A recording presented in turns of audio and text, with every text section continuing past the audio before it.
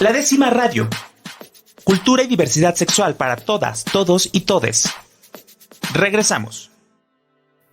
Pues estamos de regreso aquí en La Décima Radio y estoy muy contento porque déjenme les platico que aparte de que voy a ser parte de la siguiente entrevista, pues me emociona mucho también poder pues comentar lo que se está haciendo de que el Instituto Nacional de Arte e Historia tenga una semana dedicada a la diversidad sexual y que no solo sea eso, sino que ya lleva 20 años realizándose y que este año se celebra el 20 aniversario. Por esta parte estamos entrevistando o tenemos aquí en La Décima Radio a Yesenia Peña, quien es la coordinadora de la Semana de Diversidad Sexual del INA y que bueno, gracias por aceptar esta invitación, Yesenia. Cuéntanos cuánto lleva, cómo funciona, qué vamos a tener, claro todo. Que Queremos sí. saber todo. Muchísimas gracias, Rob, por esta invitación y de la que formas parte definitivamente. Y bueno, pues la Semana Cultural de la Diversidad Sexual del INA está de manteles largos, 20 años de su existencia, siempre con el apoyo y de la mano de las organizaciones, de los colectivos, ¿no? Y del público en general. Y que en esta ocasión convoca junto con el Instituto Mexicano de Cinematografía y la plataforma Film Latino. El evento se llevará a cabo, Rob, del 6 al 10 de septiembre a nivel digital en la plataforma de YouTube a través de la Liga de la Coordinación Nacional de Antropología. Y bueno, es abierto al público en general y es gratuito. Oye, a ver, recientemente, México se ha convertido como en un país mucho más abierto a sociedades, vemos cada vez más apertura institucional de gobiernos estatales, federales, municipales, para poder presentar este tipo de semanas culturales o de conversatorios, etcétera. 20 años en el INA. ¿Cómo surge un poco esta? La verdad es que yo no sabía que el INA tenía una semana de la diversidad sexual. Ahí sí, coscorrón para Rob. Pero cuéntanos un poco cómo surge y cuál es o en qué se enfoca.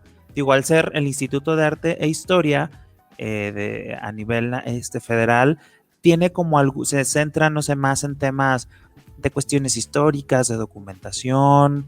¿Cómo estructuran la parte de la Semana de la Diversidad Sexual? Claro que sí, pues mira, en un principio fue complejo porque siempre las temáticas de sexualidad quedaban como marginales, ¿no? Y más el tema de diversidad sexual. Sin embargo, había ya amplios trabajos que hablaban de la diversidad que existía en las poblaciones antiguas y contemporáneas y en comunidades étnicas. Y poco se trabajaba lo que eran los colectivos sociales, el sistema sexogénero, la integración de roles, los procesos de discriminación y violencia, la construcción primero de lo lésbico, gay, posteriormente bisexual, transexual, después la disgregación de las 3 T's, ¿no?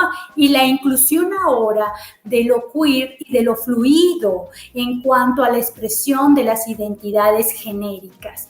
Entonces fue muy importante saber que desde la antropología, la historia y la arqueología se podían tocar estos temas que solamente se habían tocado en términos de culto a la fertilidad, el culto fálico, los dioses, las diosas antiguas, pero no se trabajaba a profundidad lo que eran las relaciones humanas, de cómo funcionaban las estructuras y se encontraban pues en códices y demás una serie de prácticas que en algunos grupos eran prohibitivas, como en el caso de los aztecas, el tener relaciones, digamos, homoeróticas y lesboeróticas, y otras culturas que eran muy permisibles. Tenían un tejido social de sustento para ciertas prácticas rituales y la pertinencia inminencia de la existencia de las prácticas homoeróticas, como la maya, la desnudez en los huastecos, los otomíes en la vida sexual como parte integral de su vida y que tenía que desarrollarse, todo lo que es el complejo de Occidente, Colima, Jalisco, Nayarit, toda esta zona donde no sé si recordarás figurillas en posiciones sexuales abiertamente, Claro. en posiciones cotidianas de tomarse de la mano, de dormir juntos, etcétera. Incluso la del gran masturbador, una figurilla donde un hombre se está masturbando y está haciendo la vez de que está penetrando su ano, ¿no? Entonces, todo esto existía, se trabajaba, pero difícilmente se asociaba a cómo era la representación de la vivencia subjetiva de la realidad de la diversidad sexual. Y lo que se trabajaba casi siempre era asociado a la sexología, es decir, en términos ya de un marco, de un paradigma. Entonces, Y más contemporáneo, ¿no? O sea, más como exacto. desde una perspectiva psicológica más actual. Y digo, ahorita lo que me cuentas, la verdad es que digo, ya quiero saber más. Sí, claro, porque digo, recientemente pude visitar ay, se me fue el nombre, Monte Albán.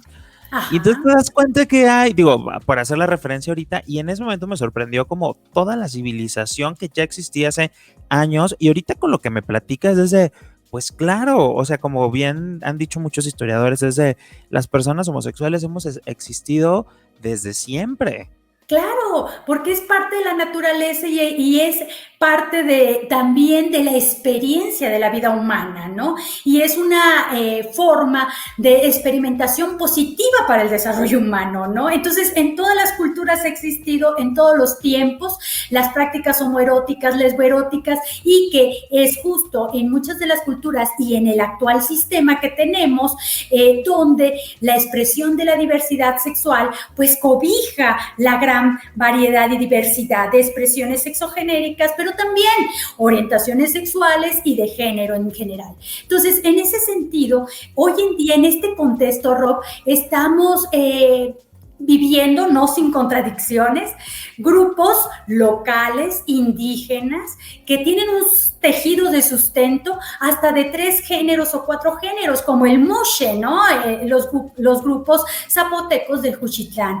Y a la vez estamos conviviendo con un sistema sexogénero que sigue siendo binario, que sigue siendo con desigualdad estructural entre hombres y mujeres, que se ha ampliado sobre la lucha y los derechos de la diversidad sexual de los colectivos de manera muy temprana, muy reciente, y que también hoy en día se está conviviendo con otros grupos ya posmodernos que están totalmente en la subjetividad de la experiencia, donde dice, oye, espérate, estas identidades hay que replantearlas, podemos fluir, ¿quién nos detiene para fluir en esta gama?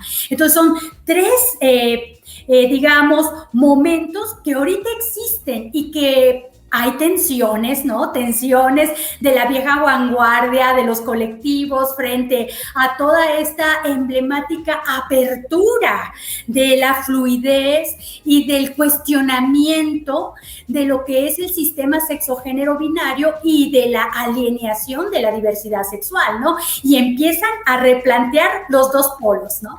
Oye, pero esta parte qué interesante, ¿no? Porque creo que es muy importante, digo, así como había una organización en el México postrevolucionario que recientemente, digo, lo trajimos otra vez a tema por la película de los 41, que después, que después tuvimos grupos mexicanos como de mexicanos como los contemporáneos que también representan como un movimiento ya más en los años 30, 50, que ahora mencionas esta parte de cómo las sociedades o las personas nos hemos atrevido a redefinir la manera en que nos queremos identificar. Es muy valioso hacer como este recorrido en la cuestión de desde dónde venimos, ¿no? Esa parte se me hace valiosísima.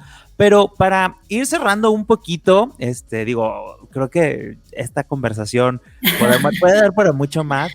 ¿Qué vamos a ver en esta semana pues de la diversidad sexual? Robert, eso es lo que vamos a ver en esta semana. Vamos a estar trabajando estos de diferentes complejos de cómo se ha integrado la diversidad, porque si algo de natural tiene el humano es ser diverso, y su diversidad sexual es de lo más práctica, plástica y móvil también.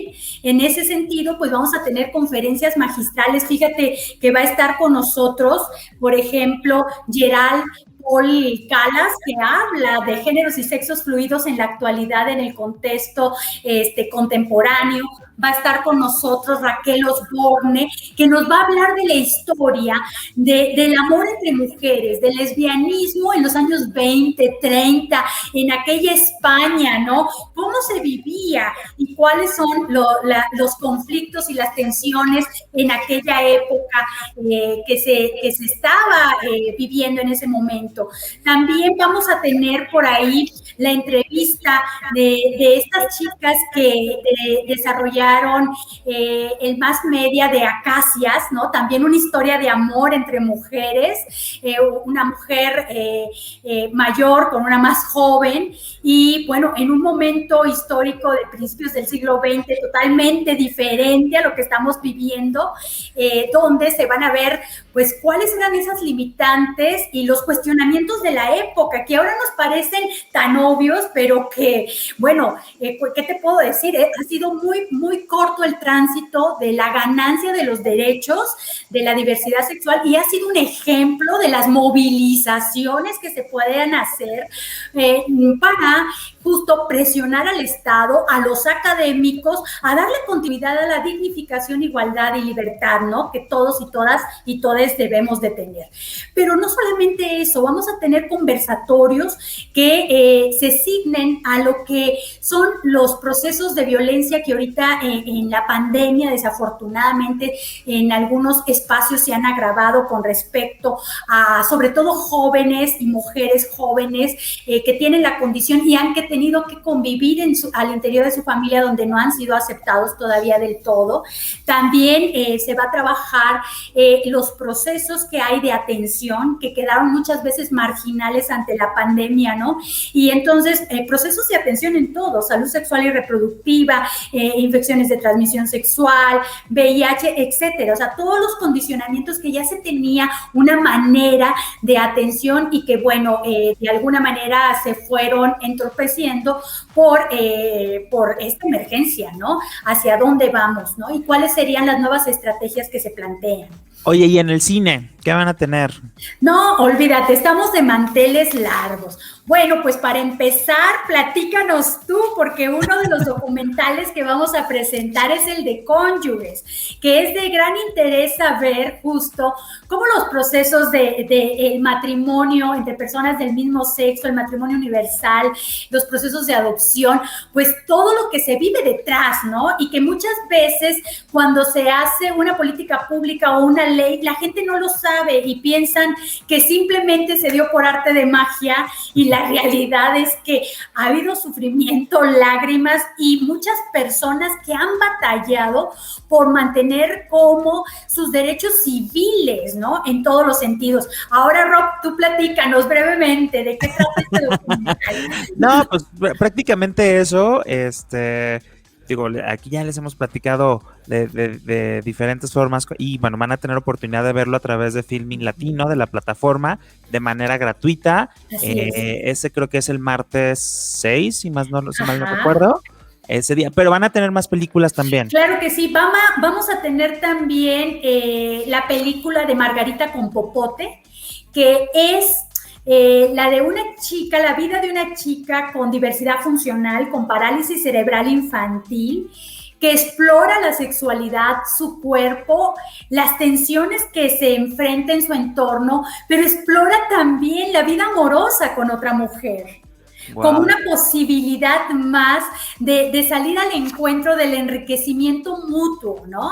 Es un tema interesantísimo que nos va a abrir los sentidos de la diferencia que es la práctica y la representación en lo que son los géneros entre un hombre con diversidad funcional y una mujer, que son muy diferentes, y al interior de los procesos de diversidad funcional, donde las diversidades que de alguna manera tienen relación con la cuestión cognitiva, intelectual, especial, como se le llamaba antes, es muy diferente a otras que son físicas o sensoriales, por ejemplo, o incluso de divergencia neurológica.